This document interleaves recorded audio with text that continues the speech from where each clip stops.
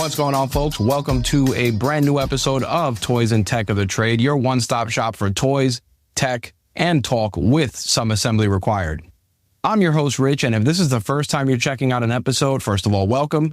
Second, a bit about what we do here. Toys and Tech of the Trade is an interview series that focuses on the toys and tech that entrepreneurs and creatives use to obviously decompress, but of course, the tech they use to run their businesses and stay productive. When it comes to the toys aspect, we like to look at it from a more general standpoint where it's not just the usual Funko Pops or action figures, but toys meaning things that just help you not focus on work, whether it's something as simple as collecting guitar picks or comic books. Those are toys, and that's kind of the definition we use here.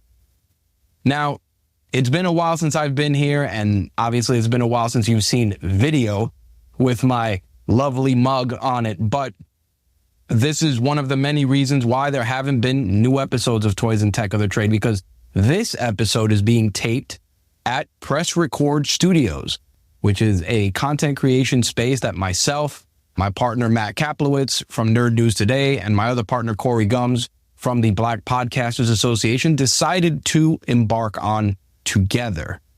And because of that, a lot of things fell by the wayside, which is crazy, because one of the things I've always preached on this show when it comes to podcasting is consistency and keeping your audience in the loop. And I got to tell you, I did not follow my own advice. And part of the reason for that was because, like anything else, we really went full steam ahead with this, and it went from concept to execution in the blink of an eye. And for me, that's kind of one of the things that sometimes I feel is a negative trait where I go from 0 to 100 in regards to many things. But it turned from an idea phase to a concept phase to us getting keys very, very quickly. And the thing about it was that when I started it, I said, okay, we'll start working on the studio space. I'll still do Rageworks. I'll still do the podcast. I'll still do podcast production. Whole lot of shit went sideways. And it was probably one of the biggest come to Jesus moments for myself, one of the biggest reality checks that have been written in quite a long time.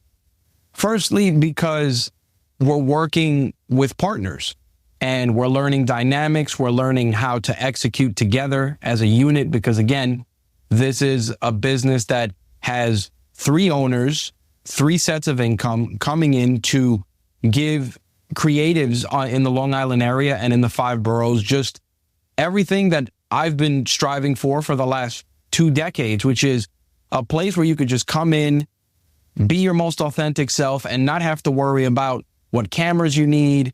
Do I have the right mixer? Do I have the right microphone? Because that's a lot of stuff that killed a lot of things. And one of the questions I was asked during my hiatus was exactly that, especially during the pandemic. How do I start a podcast? What microphone should I get? What camera should I get?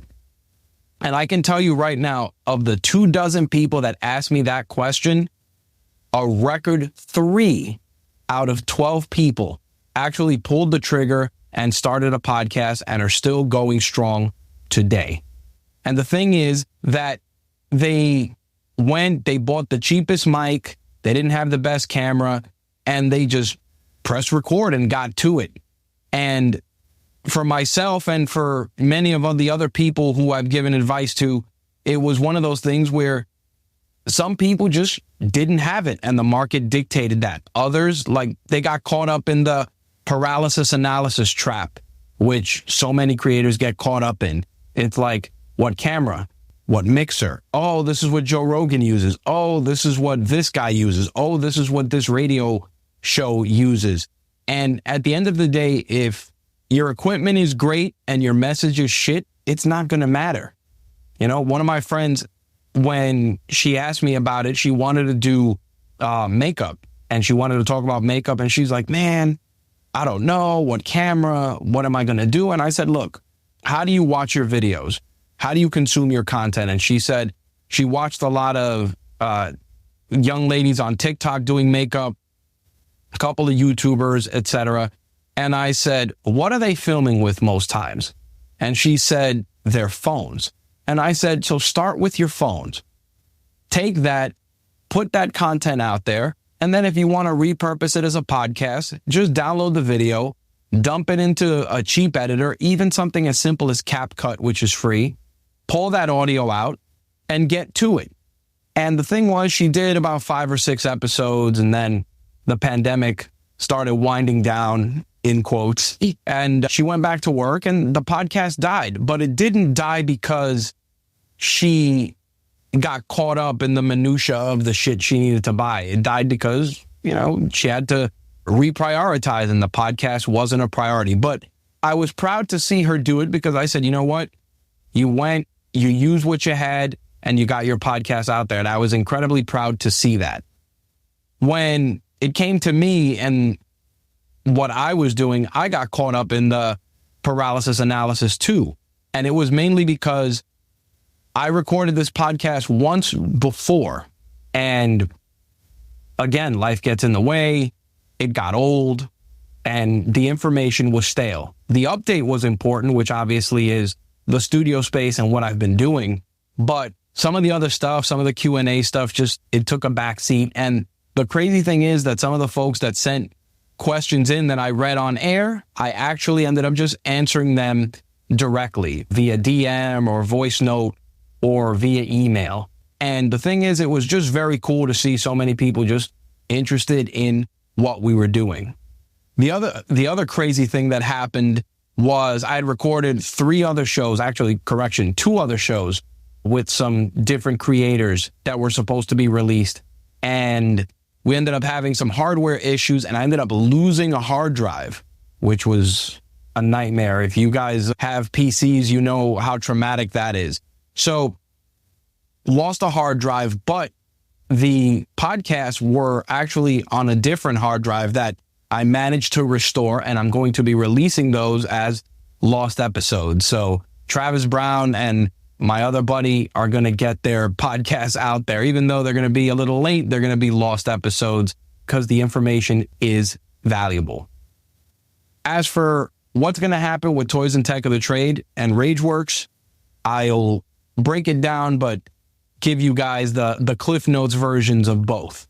With regards to Rageworks, the site is currently being redesigned. I feel that the design got a little outdated and the navigation got incredibly cumbersome, and worst of all, the creator of the theme for the site, since it's built on WordPress, just stopped supporting it, or the support was really lacking in a lot of areas. And what ended up happening with that was, got to find a new theme. So found one, started rebuilding the site from the ground up, and I'm going to be making some adjustments to things we cover, the presentation, because in the midst of all that, a lot of the people that used to write for the site, again, life gets in the way. They went their own way. So I'm going to go back to what made Rageworks what it was, which is just putting out great consumable content that's short and easy to digest, but still typical rich delivery. We'll leave it at that. So the Rageworks site revamp is currently in progress, and it was supposed to have been finished in August. There we go with life getting in the way, but it's in progress and it should be finished soon. So keep an eye on our socials for that. As for Toys and Tech of the Trade, there will be new episodes coming. We'll be doing a lot more video. Matt, of course, encouraged me to do more video because, again, what good is having a studio if you're not in it? And he's 100% right. I think one of the biggest problems with me with that is that I am an audio first person. And I want to put this out there for people that are looking to get into podcasting and think they need video. You do, but don't let that stop you from starting a podcast. Because the thing about it is, and I tell people this all the time, is that video is great and it's awesome. But last time I checked, I didn't see anybody queuing up Spotify video to watch at home. I don't see people watching a podcast while they're driving to work. I don't see people watching podcasts while they're jogging or walking their dog. It would lead definitely to a lot of accidents and a lot of mishaps. So in that regard, my love for audio was always stronger, but I understood and I understand now the necessity for video. So you'll be seeing more of my mug in future episodes, and we'll be doing more video-based episodes of Toys and Tech of the Trade, whether here in studio or via Riverside, which we are starting to use for a lot of our virtual productions. If you've been following Press Record or you've been following Rageworks, you've seen some of the shows that we actually have produced here, including Film Fights with Friends. We have the Black Belt Way of Life with Joe Lupo, which also produced here and is audio and video. Black Belt Parenting is another production we did here at Press Record Studios with audio and video. All of those shows, same thing. People came in.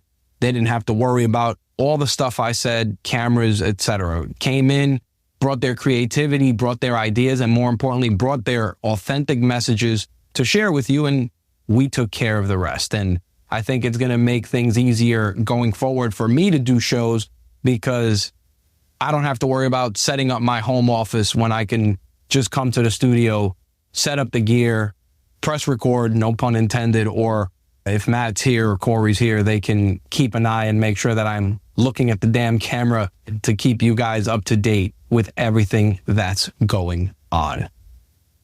With that, before I wrap up, of course, got to give you guys a couple of calls to action. First and foremost, make sure to follow Press Record Studios.